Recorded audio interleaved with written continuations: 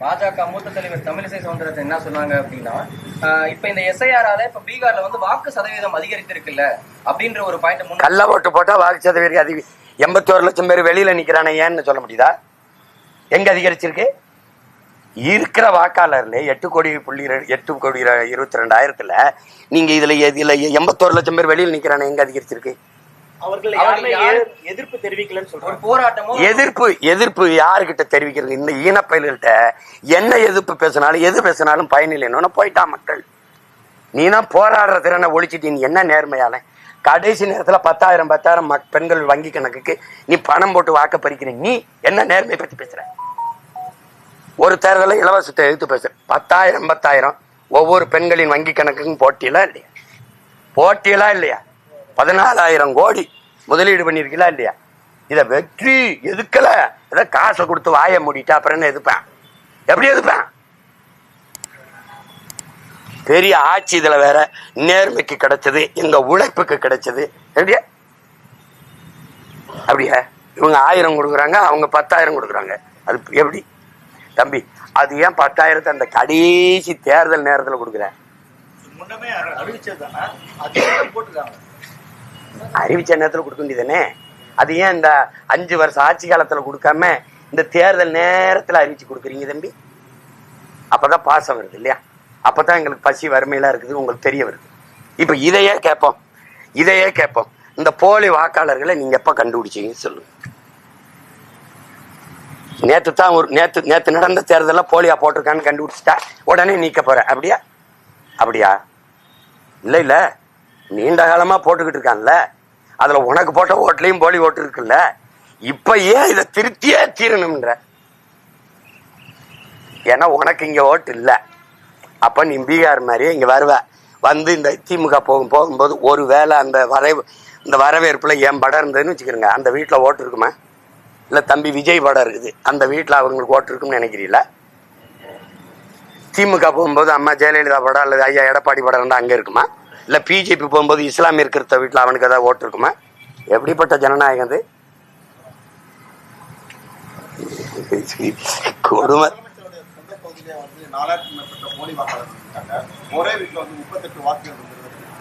அவ்வளவு நேர்மையானவர்கள் அந்த வெற்றி செல்லாதுன்னு அறிவிக்க வேண்டியது என்ன பண்ணீங்க? கோமால படுத்திருந்தீங்களா?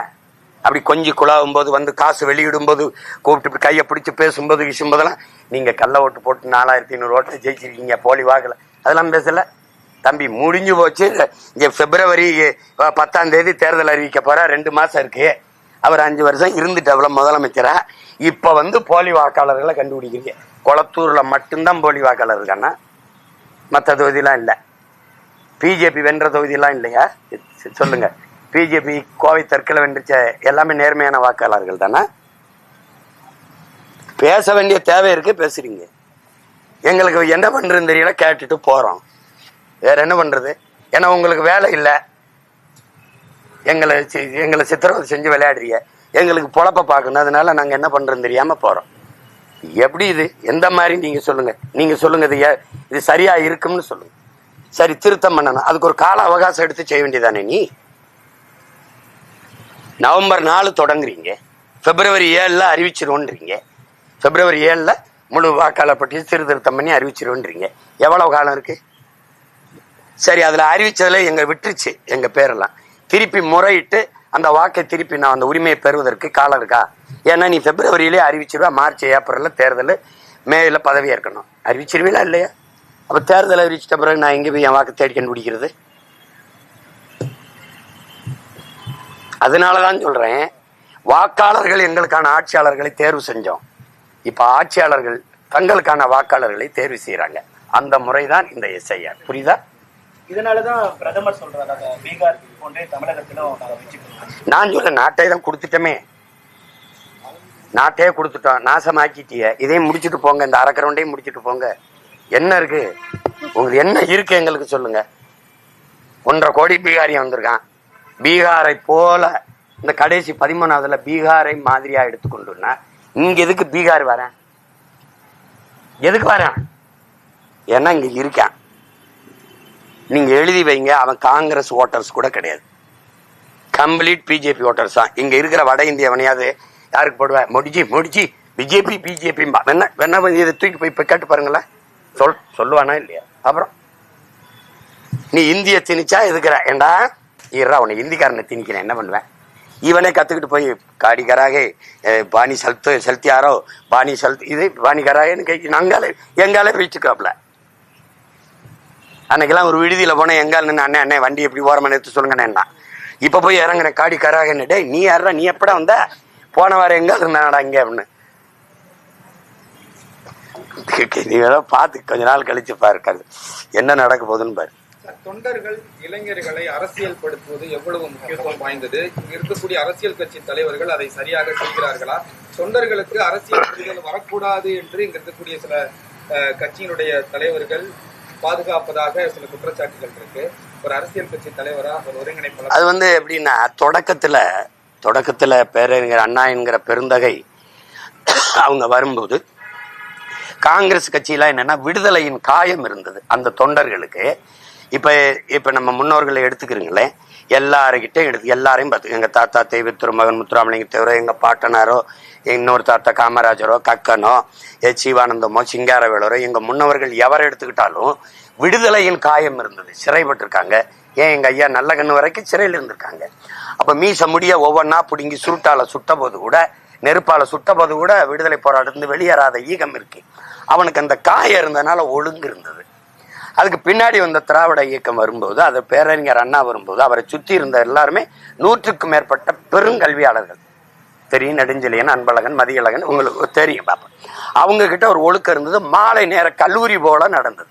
அவர் வரும்போதுதான் தமிழனுடைய இலக்கியமும் வரலாறும் பேரறிஞர் அண்ணா அவர்கள் வருகைக்கு பிறகுதான் தமிழக அரசியல் மேடையில சொல்லி கொடுக்கப்பட்டது. அதனாலதான் அளப்பெரிய மேதைகள் வந்தாங்க. எங்க மாமா காளிமுத்து போன்றவர்கள், இந்த நாஞ்சில் மனோகரன் போன்ற மேதைகள், உங்களுக்கு தெரியும், அவங்க பேச்சுகள் எல்லாம் அவ்வளவு சிறப்பார். பின்னாடி தன்னலம் மேல ஏறி இவங்க வர வர, அது எங்க ஐயா இருக்கார் பாருங்க, எங்க ஐயா சகாய ஐயாவை நான் ஒரு தடவை சந்திக்கும் போது, இந்த குடிமை பணிக்கு பயிற்சி கொடுக்கிற போது அவங்க என்ன சொல்லுவாங்கன்னா, மக்களுக்கு கற்பிச்சிட்டின்னா அவன் நம்மள கேள்வி கேட்பான், நம்மகிட்ட பதில் இருக்காது. அப்போ உனக்கு மக்களுக்கு இடையில ஒரு தூரம் இருக்கணும்னு படிப்பிப்பாங்களா. அதை எனக்கிட்ட சொன்னார், இப்படிதான் கற்பிக்கிறாங்க அப்படின்னு. அதையும் மீறி கற்பிச்சவர்கள் தான் ஐயா இறையன்பும் ஐயா சகாயம் போன்றவர்கள். உங்களுக்கு புரியுதுன்னு நினைக்கிறேன். அப்ப இந்த இயக்கங்கள் தன்னலம் பெருத்து ஊழல் அஞ்சில ஊறி திளைத்து எந்த கனவுல பேரறிஞர் அண்ணா தொடங்கினாரோ அந்த கனவை சிதைச்சு முறையற்ற நிர்வாகம் மக்களாட்சியை தன் மக்களாட்சியாக மாற்றி கொண்டு வந்த பிறகு மக்களுக்கு போதிப்பது கற்பிப்பது இந்த அறிவியல் சார்ந்து. இப்ப நீங்க சொல்ற ஒருத்தன் கேட்கிறான், தற்குறி கூட்டம்னு சொல்றீங்களே, எங்களை தற்குறியா வளர்த்தது யாருன்னு கேட்கிறான். இறை வழிபாட்டை விமர்சித்த அந்த இயக்கங்கள் திரை வழிபாட்டை போற்ற வச்சிருச்சு. கடவுள் வழிபாட்டை விட கதாநாயக வழிபாடு புனிதமானதுன்னு கட்டமைச்சிருச்சு. அது இப்ப அனுபவிக்குது. உங்களுக்கு அண்ணன் சொல்றது விளங்கிருச்சுன்னு நினைக்கிறேன். அப்ப அதுல போய் தவறு நான் ஏற்கணும், நீங்க ஏற்கணும், எனக்கு முன்னவர்கள் ஏற்கணும், என் பெற்றோர்கள் ஏற்கணும், உடன் பிறந்தார்கள். என சிந்தனை என்பது சமூகத்தின் விளைச்சல். சிந்தனை தான் சமூகத்தின் விளைச்சல். சிந்தனை தான் செயல்வாக்கம் பெறுது. செயல்தான் ஒழுக்கத்தை தீர்மானிக்குது. ஒழுக்கம் தான் வாழ்க்கை தீர்மானிக்குது. இப்ப சிந்தனையை யார் தீர்மானிச்சா? சமூகம். சமூகம் யாரு? நானு, நீங்களும், ஆட்சியாளன், எல்லாரும். இந்த தவறுக்கு யார் பொறுப்பா இருக்கணும்? எல்லாரும். சாராயம் குடிச்சு செத்ததை போய் சந்திச்சு பாராட்டிட்டு வந்தா அது என்ன சரித்திர சாதனையா? ஆனா அப்படி நாட்டு எல்லையில செத்து வந்த ஒரு ராணுவ வீரனை கூட இந்த நாட்டில் எந்த தலைவனும் போய் அவன் துயரத்தை பங்கேற்று இந்த பிள்ளைகள் படிப்புக்கு நான் பொறுப்பேற்கிறேன் ஒருத்தன் கூட சொல்லலையே. எப்படி அப்படின்னா எது போற்றத்தக்கதோ அது தூற்றப்படுது, எது தூற்றத்தக்கதோ அது இந்த நாட்டில் போற்றப்படுது. அது காரணம் இந்த 60 ஆண்டுகளாக இந்த நாட்டை ஆண்ட திராவிட கட்சிகள், அதன் ஆட்சி முறை. அதை நீங்க எவரும் மறுக்க முடியாது. எல்லாம் இருக்கு. இந்த எஸ்ஐஆர் இருக்கு, எஃப்ஐஆர், என்னத்தையோ போடு. ஓட்டு காசு கொடுப்பியா இல்லையா? இருப்பியா இல்லையா? இப்ப மோடி செஞ்சார்ல 10,000 போட்டார்ல பீகார்ல, நம்மால் 15,000 போடுறது கூட வாய்ப்பு இருக்கு. இருக்கா இல்லையா? இருக்கு. அதனால நம்ம அம்மாட்டெல்லாம் சொன்ன வங்கியில கணக்கு ஆரம்பிச்சு வச்சுக்கணும். என்ன சரி நடக்கும்பா. 1000 ரூபாய் எங்க ஐயா 1500 தரேன் இருக்காப்ல. இப்ப பீகார் வென்றிருக்கு பத்தியில அந்த ஃபார்முலாவையும் அவனே சொல்றான், பீகாரை முன்மாதிரியா எடுத்துக்கன்ட்டு ரோல் மாடல் எடுத்துக்கிட்டு கொடுக்க வேண்டியதானே. ஏற்கனவே 10 லட்சம் கோடி கடன், இன்னும் 2 லட்சம் கோடியை கடன் ஆக்கிட்டு போக வேண்டியதானே.